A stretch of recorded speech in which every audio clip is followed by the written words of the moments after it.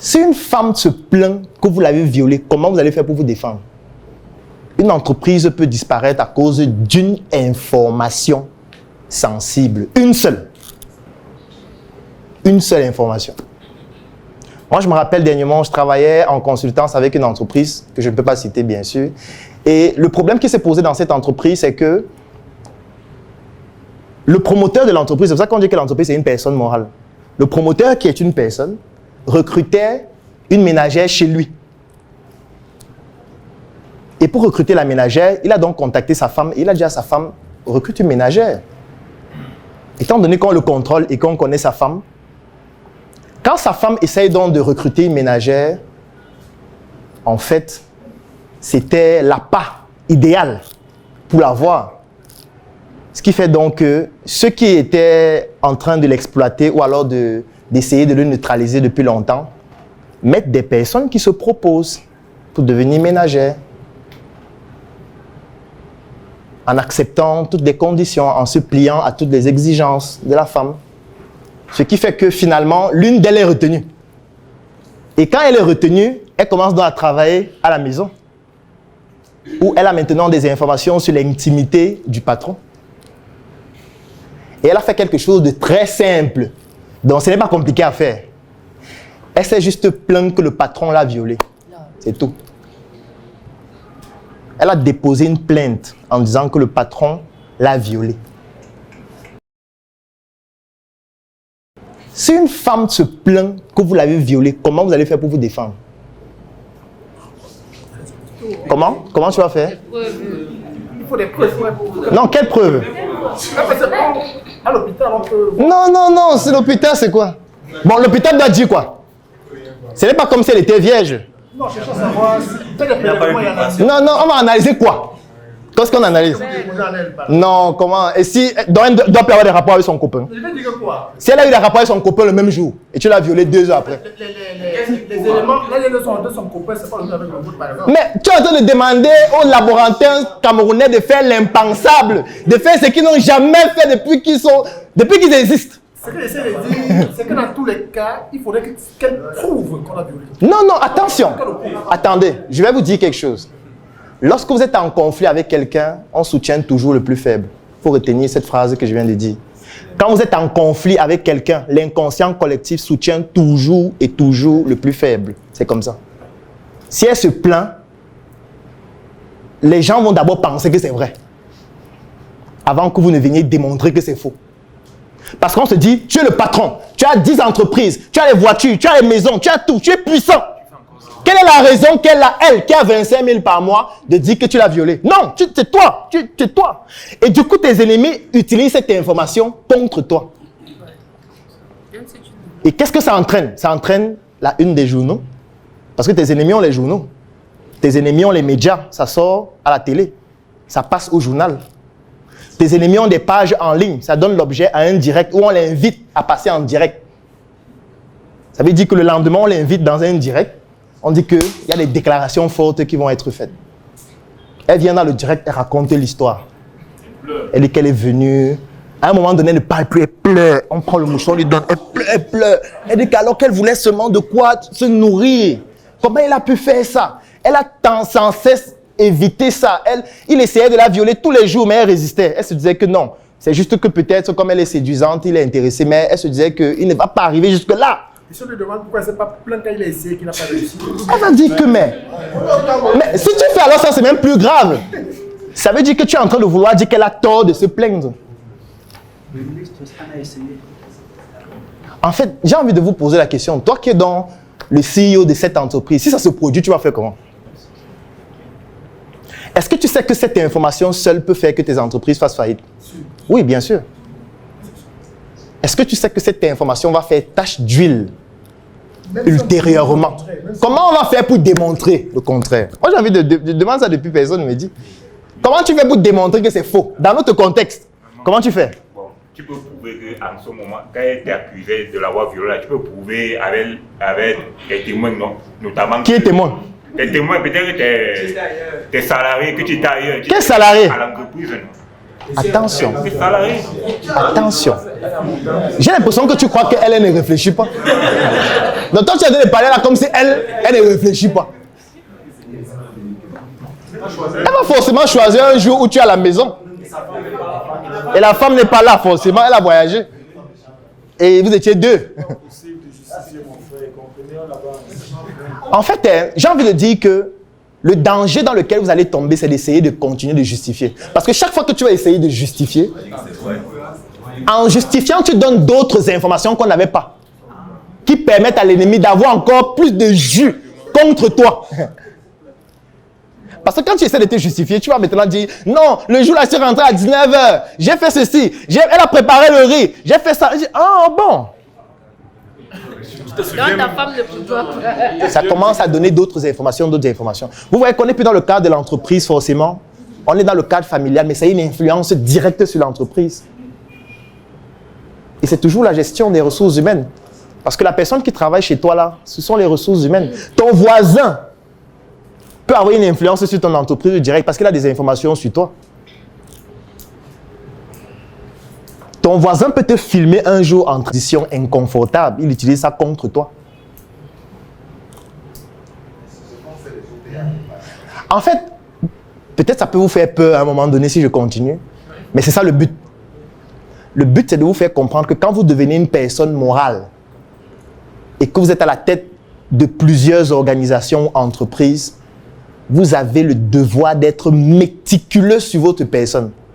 Il y a des endroits que vous ne pouvez plus fréquenter. Il y a des endroits où y être, c'est un danger direct.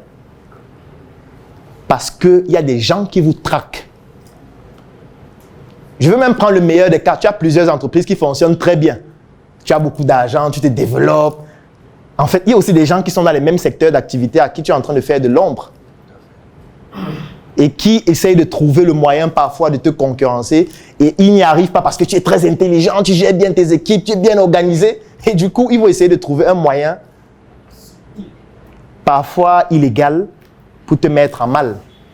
Et ce n'est pas à eux que tu vas demander de dire la vérité. Dites-moi la vérité, non? Dites la vérité. Non. Dans le business, il n'y a pas la vérité. Ça, c'est à l'église. Dans le business, il n'y a pas de vérité. Si j'ai une information, je sais que ça peut être utilisé à mon avantage. Je l'utilise. La vérité, c'est dimanche soir ou vendredi à la mosquée. Encore que même là-bas, on peut débattre sur la vérité qui s'y dit ou pas. Bon, maintenant, imaginez que vous avez 5, 10, 15 entreprises. Je prends alors ceux qui sont en ligne. Vous qui êtes en ligne, alors c'est trop grave. Parce que vous qui êtes en ligne, il y a des gens qui vous connaissent que vous ne connaissez pas. Ça veut dire que quand tu fais une vidéo, tu vois 10 000 vues là. Mon frère. Quand tu fais une vidéo et après tu vois 10 000 vues, tu es content. Les gens ont beaucoup interagi. Hein. Les gens ont commenté. Hein. Les gens ont rempli mon lien. Hein. Les gens ont acheté. C'est bien, n'est-ce pas? Sauf que ce que tu ne sais pas, c'est que même s'il y a un taux de répétition x 10, ça veut dire qu'il y a au moins 1000 personnes qui te connaissent désormais. Qui t'ont vu. Quand il y a 1000 personnes qui te connaissent, parce que les réseaux sociaux ont fait en sorte qu'on banalise les chiffres et c'est dangereux. C'est pour ça que moi je dis toujours aux personnes avec qui je travaille qu'il ne faut jamais banaliser les chiffres. Les chiffres sont très importants. Parce que vous voyez parfois, ici à la Startup Academy, on organise un brainstorming. On dit à quelqu'un, ok, ton projet là, tu as besoin de combien pour financer ça? Il dit que bon, même 96 millions. Hein. Tu dis que tu es fou. Tu as besoin de 96 millions. Pour faire quoi? Il te dit non, on a les bureaux, il faut acheter les machines, il faut acheter les voitures, machin. J'ai dit mon frère, c'est là parce qu'on dit qu'il faut rêver grand. Que tu vas te lever le matin, commencer. Je ne dis pas qu'il ne faut pas rêver, moi-même je suis un gros rêveur. Mais il ne faut pas banaliser les chiffres. Parce que le problème qu'on a, c'est qu'on a commencé à banaliser les chiffres. On commence à donner des chiffres comme si c'était un jeu.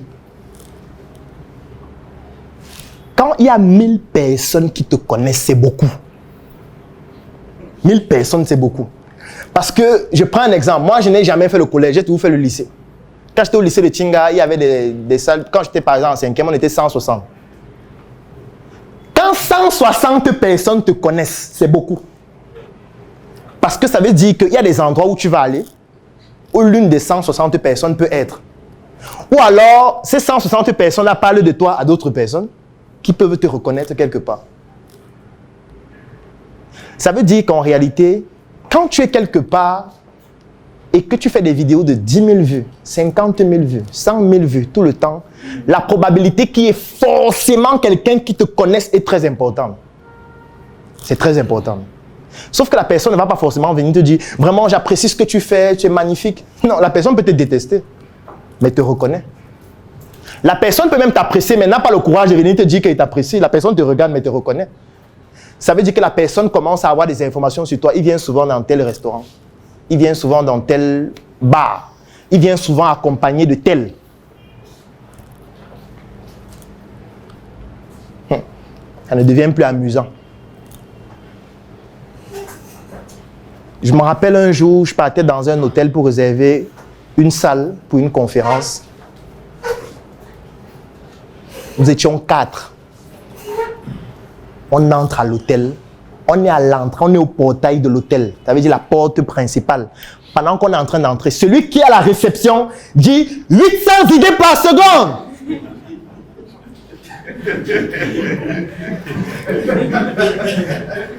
Et dans ma tête, je me dis, et si était doit avoir une fille pour prendre une chambre pour le ça devait se passer comment? C'est lui qui devait nous enregistrer. Il devait dire, bonjour madame, est-ce que je peux avoir votre carte s'il vous plaît? Il prend sa carte et il note. Pendant que vous êtes en train de faire ce que vous faites là, il vous filme en cachet. D'abord qu'il y a même les caméras de sécurité. Vous entrez dans la chambre. Est-ce que vous savez qu'il y a des hôtels ici au Cameroun où dans les chambres d'hôtel, il y a les caméras? Oui. Je ne peux pas seulement citer les noms. Je vous dis, dans la chambre, il y a les caméras. Un jour, quand je me suis rendu compte de ça, j'avais rencontré certains responsables pour savoir pourquoi. Ils me disent que, mais Claudel, si quelqu'un entre dans la chambre avec quelqu'un et il tue la personne, comment on fait pour avoir la preuve que c'est lui qui a tué? Et que ce n'est pas l'hôtel qui est responsable de ce qui s'est passé. C'est pour ça que nous, on met les caméras.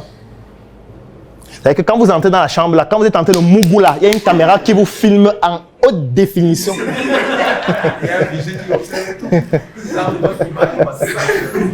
240 images par seconde avec les ralentis époustouflants. Tu as 8 entreprises. Une petite vidéo comme ça de 15 secondes. C'est terminé. Ça veut dire que quand tu as 15 entreprises, il y a des endroits où tu ne dois plus aller. C'est ce que ça veut dire. Il y a des endroits où tu ne dois plus aller. Maintenant, la question que j'ai envie de poser, c'est que, est-ce que tu es même préparé même à ça avant de te lancer? Parce que parfois, tu vois juste un truc en ligne, et le marketing digital, ça marche, hein? Claudel Digital. Nous offrons les services de communication, marketing, visuel, écriture. Après, tu te rends compte que non, c'est plutôt la vente qui marche. Claudel Vente. Nous avons une équipe de vendeurs qui peut vous accompagner à créer machin et tout. Après, Claudel Copywriting. Nous vous accompagnons à créer des textes percutants pour vous permettre de vendre machin. Après, tu dis que mais je vois qu'il y a les gens qui font la logistique là, ça a l'air de marcher. Claudel Logistique. Nous vous aidons à transférer ou à transporter vos colis, machin et tout et tout et tout. Il n'y a pas de problème. Tu es le CEO, non? Tu as la tête de 8 entreprises, machin. Sauf que maintenant, est-ce que tu es préparé aux modifications que tu dois produire dans ta vie pour pouvoir tenir? Si tu n'es pas préparé à ça, ne le fais pas. Ne le fais pas. Ne le fais pas. N'essaye pas de suivre l'effet de mode. Moi, je ne savais pas ça au début. Maintenant, la question à se poser, c'est s'il m'était donné de recommencer, je ferais exactement la même chose. Parce que je ne suis pas en train de dire que je regrette mon passé, non. Parce que ce que je connais aussi aujourd'hui, c'est grâce à tous ces échecs. Mais moi, je vous recommande de mieux vous préparer. Je ne suis pas en train de dire qu'il ne faut pas lancer plusieurs business, mais il faut mieux se préparer en sachant que ça va entraîner des modifications dans votre vie personnelle, des modifications dans votre vie familiale, dans votre vie relationnelle et surtout au sein de votre entreprise. On n'est pas encore dans l'entreprise, je vais parler de l'entreprise après. Ça vous dirait d'avoir le docteur Claudel Nobissier au téléphone? Alors j'ai une bonne nouvelle pour vous. Bénéficiez dès à présent de 30 minutes. Oui, 30 minutes d'appel stratégique avec le docteur Claudel Nobissier. Vous pourriez lui poser toutes vos questions et bénéficier d'un cadeau surprise après chaque appel. Cette offre vous intéresse? Contactez le plus 237 6 81 96 51 95 ou cliquez sur le lien dans la description de cette vidéo pour réserver votre séance.